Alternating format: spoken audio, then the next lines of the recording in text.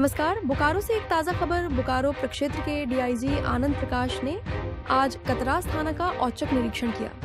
निरीक्षण के दौरान उन्होंने थाना डायरी, लंबित मामलों और पुराने वारंटी केसों की गहन समीक्षा की। डीआईजी ने संबंधित अधिकारियों को निर्देश दिया कि लंबे समय से लंबित वारंटी मामलों का शीघ्र निष्पादन सुनिश्चित किया जाए। उन्होंने थाना के अभिलेखों के बेहतर संधारण, कार्यप्रणाली में पारदर्शिता और कानून व्यवस्था को मजबूत करने पर जोर दिया।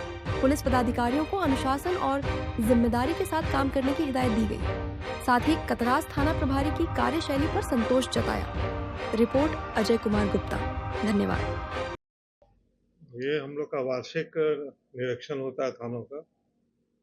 उसी क्रम में मैं यहाँ कतरास थाना जिला धनबाद में आया हूँ।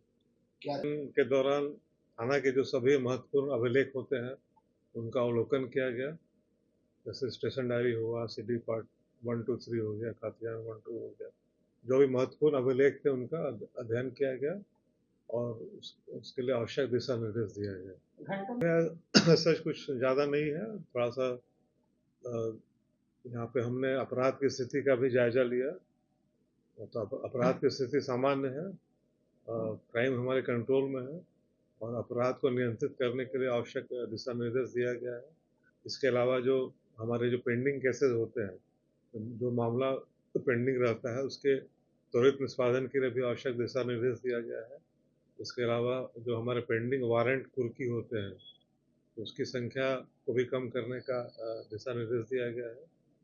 और खास करके जो ड्यूटी केसेस होते हैं अननेचुरल डेथ के, उनका भी फिगर कम करने के लिए दिशा निर्देश दिया गया है।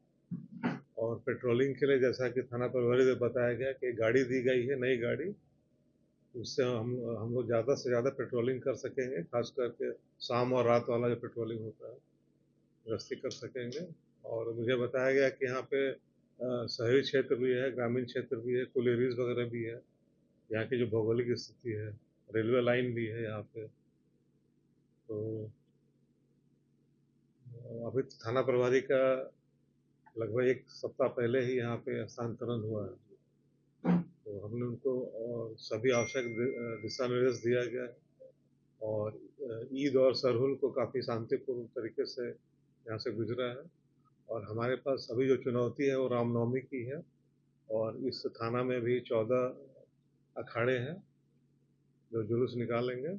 उसके संबंध में भी आवश्यक दिशा निर्देश दिया गया है। डीजे के बारे में, बिजली के बारे में जो भी आवश्यक दिशा निर्देश होते हैं, रामनवमी बलों की प्रतिनियुक्ति होती है, तो उसमें विशेष रूप से रामनवमी चूँकि थोड़ा सा सेंसिटिव होता है, ये होता है, इसलिए हम लोग उस पर नज़र रखेंगे। उसके लिए सभी आवश्यक दिशा निर्देश